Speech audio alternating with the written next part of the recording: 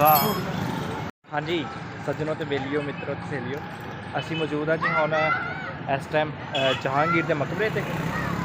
जहांगीर का मकबरा वा जी शाहदरा रावी किनारे ते आओ तुहानूं अज सैर कराने जहांगीर के मकबरे ते।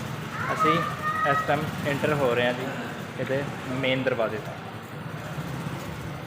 लो जी इस टाइम मकबरा जहांगीर दे विच फिर रहे हैं ते मोटरसाइकिल ते पूरे प्रोटोकॉल दे कैसर भट्ट साहब ने साढ़े माशाल्लाह भाई ने इत्थे दे ठेकेदार कैसर भट्ट साहब ने इफ्तिखार भाई ने मेरे कज़न ने, बहुत प्यारे कज़न।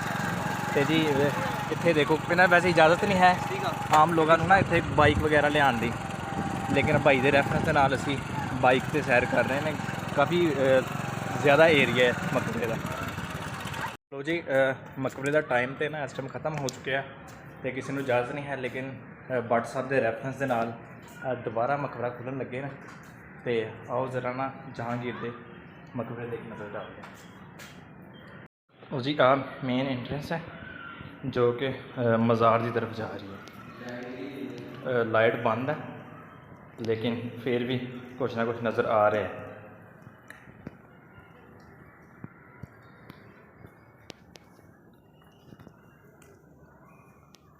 जी कबर मुबारक है बादशाह जहांगीर की, बड़ा पॉपुलर बादशाह से जी बरसगीर का।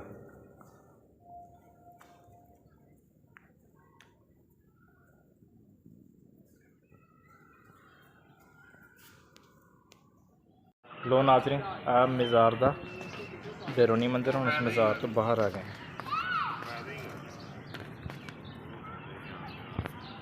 काफ़ी बड़ा ये अगे ना ग्राउंड है, पार्क का जोड़ा हिस्सा ना काफ़ी ज़्यादा एरिया। हुण नाज़रीन आ मीनार जो तुहानूं नज़र आ रहा ना, हुण असीं तुहानूं इस मीनार के उपर जाके सैर कराने हैं इस मज़ार की। आ जाओ मज़ार का जोड़ा मीनार है उसकी तरफ जा रहे हैं असीं। छत ते आ गए देखो हुण तुहानूं हुण जरा छत के उत्तों नज़ारा करो मज़ार का, कितना खूबसूरत मंजर है जी। इन्नियां सीढ़ियां चढ़नियां मुकदियां नहीं पईयां, साडा भी हिसाब हो गया देखना यार कि अगे तो नहीं निकल आए।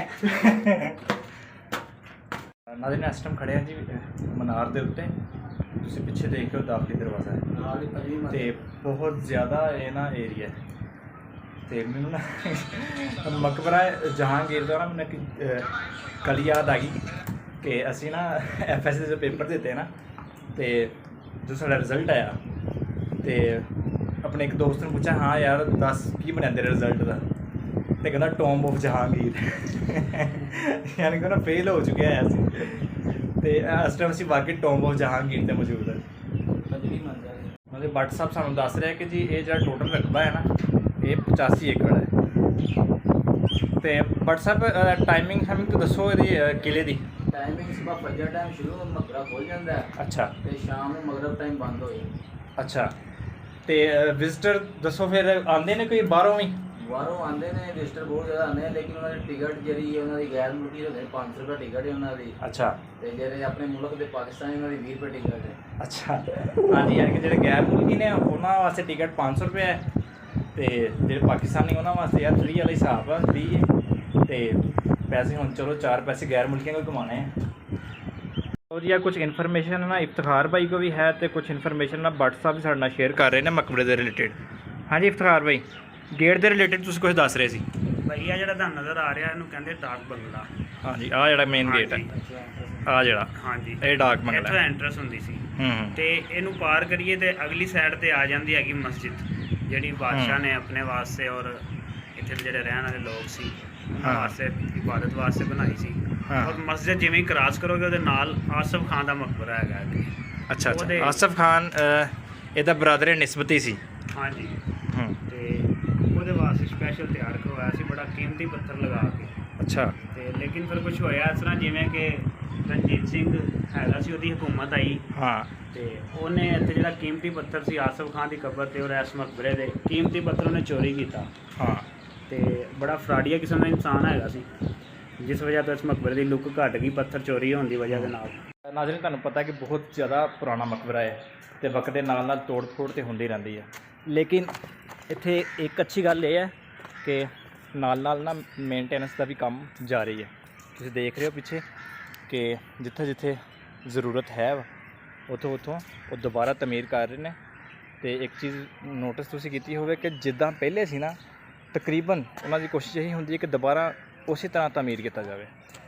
ਤੁਸੀਂ ਦੇਖੋ ਕਿ ਆਹ ਪੁਰਾਣਾ ਹਿੱਸਾ ਹੈ, ਲੇਕਿਨ ਮੀਨਾਰ ਦਾ ਆਹ ਜਿਹੜਾ ਹਿੱਸਾ ਹੈ ਨਾ, ਇਹ ਦੁਬਾਰਾ ਤਿਆਰ ਕੀਤਾ ਹੈ।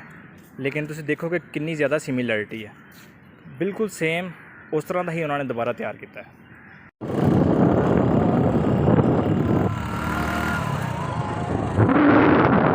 ਨਾਜ਼ਰੀਨ, ਜਿਹੜਾ ਮਕਬਰਾ ਨਾ, ਇਹਦੇ ਵਿੱਚ 4 ਮੇਨ ਗੇਟ ਹੈ। ਇੱਕ ਉਹ ਗੇਟ ਜਿਹੜਾ ਪਿੱਛੇ ਦੇਖ ਰਹੇ ਜੇ, ਜਿਹੜਾ ਮੇਨ ਇੰਟਰੈਂਸ ਗੇਟ ਹੈ, ਠੀਕ ਹੈ ਜੀ। ਉਸ ਤੋਂ ਬਾਅਦ ਇੱਕ ਆਹ ਗੇਟ ਹੈ ਜਿਹਨੂੰ ਕਿ ਡਾਕ ਬੰਗਲਾ ਕਿਹਾ ਜਾਂਦਾ, ਜਿੱਥੇ ਬਾਦਸ਼ਾਹ ਮੇਨ ਇੱਥੇ ਬੈਠਦਾ ਸੀ। ਉਸ ਤੋਂ ਬਾਅਦ ਜੀ ਇੱਕ ਉਹ ਗੇਟ ਹੈ ਜੋ ਕਿ ਉਹਦੇ ਬਾਗ ਵੱਲ ਖੁੱਲ੍ਹਦਾ ਸੀ, ਸਪੈਸ਼ਲ ਕਿਸਮ ਦਾ ਬਾਗ ਸੀ ਇਸ ਗੇਟ ਦੇ ਪਿੱਛੇ। ਉਸ ਤੋਂ ਬਾਅਦ ਜੀ ਇੱਕ ਆਹ ਗੇਟ ਹੈ ਜੋ ਕਿ ਸ਼ਾਹੀ ਮਸਜਿਦ ਕਹਿ ਲਓ ਤੁਸੀਂ। ਇਸ ਮਕਬਰੇ ਦੇ ਵਿੱਚ ਜਿਹੜੀ ਮਸਜਿਦ ਹੈ ਨਾ, ਉਸ ਮਸਜਿਦ ਦਾ ਗੇਟ ਹੈ। ਹੁਣ ਅਸੀਂ ਮਕਬਰੇ ਦੇ ਬੈਕ ਸਾਈਡ ਤੇ ਆ ਗਏ ਹਾਂ ਤੇ ਜਹਾਂਗੀਰ ਦੇ ਮਕਬਰੇ ਦੀ ਬਿਲਕੁਲ ਬੈਕ ਸਾਈਡ ਤੇ ਮੌਜੂਦ ਆ ਜੀ ਮਕਬਰਾ ਆਸਫ ਖਾਨ ਦਾ, ਜੋ ਕਿ ਉਹਦਾ ਬਰਦਰ ਨਿਸਬਤੀ ਸੀ। ਜਿਹਨੂੰ ਬਰਦਰ ਨਿਸਬਤੀ ਨਹੀਂ ਸਮਝ ਆਉਂਦਾ, ਉਹ ਬਰਦਰ ਇਨ ਲਾ ਸਮਝ ਲੈ। ਤੇ ਜਿਹਨੂੰ ਬਰਦਰ ਇਨ ਲਾ ਨਹੀਂ ਸਮਝ ਆਉਂਦਾ, ਉਹ ਫਿਰ ਤੁਹਾਨੂੰ ਪਤਾ ਚੱਲ ਹੀ ਗਿਆ ਹੁਣ। ਇਹ ਤੇ ਸੀ ਜੀ ਮਕਬਰਾ ਜਹਾਂਗੀਰ, ਤੇ ਲੇਕਿਨ ਇਹਦੀ ਜਿਹੜੀ ਬੇਗਮ ਸੀ ਨੂਰ ਜਹਾਂ, ਉਹਦਾ ਮਕਬਰਾ ਵੀ ਸ਼ਹਾਦਰਾ ਦੇ ਵਿੱਚ ਹੀ ਮੌਜੂਦ ਹੈ, ਯਾਨੀ ਕਿ ਮਹਿਰੁਨਿਸਾ। ਇਹਦੀ ਬੇਗਮ ਦਾ ਅਸਲ ਨਾਮ ਮਹਿਰੁਨਿਸਾ ਸੀ। ਉਹਦਾ ਮਕਬਰਾ ਵੀ ਕਰੀਬ ਤਰੀਨ ਹੀ ਹੈ। ਇਨਸ਼ਾਅੱਲਾ ਅਗਰ ਉੱਧਰ ਵਿਜ਼ਿਟ ਲੱਗਾ ਤਾਂ ਤੁਹਾਨੂੰ ਉਹਦੀ ਵੀ ਵੀਡੀਓ ਬਣਾ ਕੇ ਜ਼ਰੂਰ ਦਿਖਾਵਾਂਗੇ। ਉਨੀ ਦੇਰ ਤੱਕ ਜੀ ਰੱਬ ਰਾਖਾ।